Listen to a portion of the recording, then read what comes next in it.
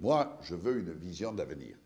Je souhaite que, puisque cette ville va mieux, nul ne peut nier que cette ville va mieux, malgré ses faiblesses, et ses insuffisances qui existent encore, et l'honnêteté intellectuelle, c'est qu'évidemment, j'en parle, il faut améliorer considérablement encore la propreté. Mais vous savez, c'est le problème de toutes les grandes villes.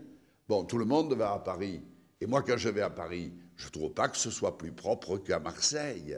Et à Lille et ailleurs, j'ai vu que pendant la campagne électorale, tout le monde parlait de cela. Alors, qu'est-ce que nous avons fait, par exemple, dans le domaine de la propreté? Il faut que les internautes sachent que, premièrement, la propreté, c'est-à-dire l'enlèvement des ordures ménagères et le traitement des déchets.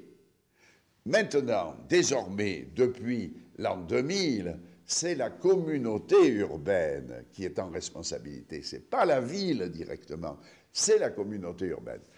La communauté urbaine, c'est moi qui la préside aussi. Et bien entendu, je suis intimement, bien entendu, responsable de tous les progrès qui peuvent être faits et en même temps des insuffisances dont je parlais tout à l'heure.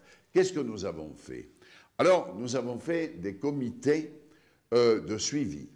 J'entends mon concurrent dire « je proposerai ceci, je proposerai cela ». Tout ce qu'il dit, nous le faisons déjà. Alors peut-être avons-nous mis du temps à mettre en place tout cela, mais la communauté urbaine, elle existe depuis l'an 2000. Il a fallu la réinstaller en l'an 2001. Et il va falloir la réinstaller après les élections municipales en 2008. Nous avons fait des comités de suivi au cœur de la ville, au centre de la ville, avec la Confédération des comités d'intérêt de quartier, avec les commerçants, avec les associations de commerçants. Nous avons fait également des patrouilles de surveillance qui ont un grand effet, parce que là, il s'agit d'un responsable de la propreté à la communauté urbaine, d'un élu du secteur concerné, d'un membre de mon cabinet et de policiers municipaux qui, le matin, vont constater si le travail a été bien fait. Si le travail a été bien fait, rien à dire.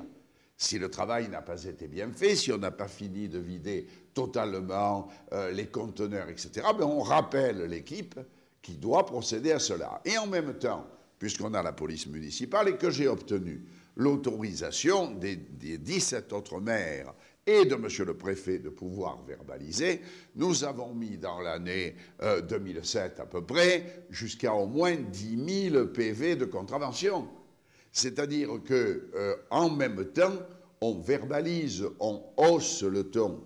Mais je pense qu'avec les comités de suivi, avec les patrouilles que l'on fait, avec la possibilité de la verbalisation, avec la volonté de dire au personnel, allez-y, travaillez mieux, et nous les élus, de fournir au personnel, bien entendu, les moyens nécessaires, c'est-à-dire qu'on a investi des sommes considérables en achetant du matériel neuf, du matériel moderne, du matériel bien adapté.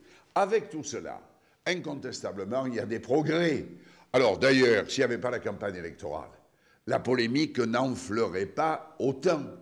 Et la propreté est un sujet, c'est une bataille, je livre cette bataille tous les jours, mais ça n'est pas ma seule préoccupation. Ma préoccupation, c'est la vision de l'avenir.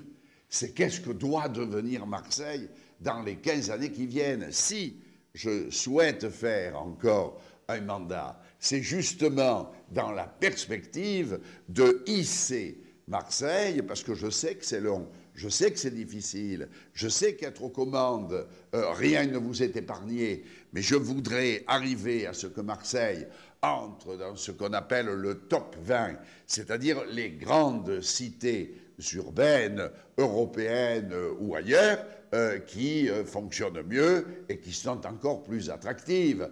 Alors aujourd'hui, les résultats dans le domaine de l'attrait de Marseille sont considérables. Notre chiffre, si vous voulez, c'est 400 000 croisiéristes. Je vous en ai dit un mot tout à l'heure. 400 000 personnes qui arrivent, qui débarquent à Marseille et qui dépensent de l'argent. Ça, c'est très important. Alors Marseille a quelques faiblesses aussi. La faiblesse, c'est quoi? La communauté urbaine. Quand nous l'avons faite, c'est le préfet qui trace le périmètre. Et il aurait pu tracer un périmètre plus large. Il aurait pu, par exemple, mettre les Pins de Mirabeau. Si la commune des Pins de Mirabeau était venue dans la communauté urbaine, Cabriès aurait pu venir également, puisqu'il faut la continuité territoriale. Et là, alors, nous aurions eu plan de campagne sur le territoire de la communauté urbaine. Or, aujourd'hui, plan de campagne s'est étendu, c'est largement élargi. Peut-être des Marseillais vont travailler à plan de campagne, mais il y a surtout les Marseillais qui vont apporter leur argent, qui vont passer la journée, surtout quand c'est ouvert le dimanche, à plan de campagne. Parce qu'il y a l'ameublement, parce qu'on a le temps de flâner, de choisir, parce qu'il y a les cinémas, parce qu'il y a les Buffalo Bill, parce qu'il y a les restaurants. C'est une occasion de sortie. Et les Marseillais vont apporter leur argent à un endroit où nous ne récupérons rien de la taxe professionnelle. Et qu'est-ce qui se passe? Il se passe que Marseille, deuxième ville de France, Marseille, communauté urbaine, Marseille, Provence Métropole, avec 17 autres villes.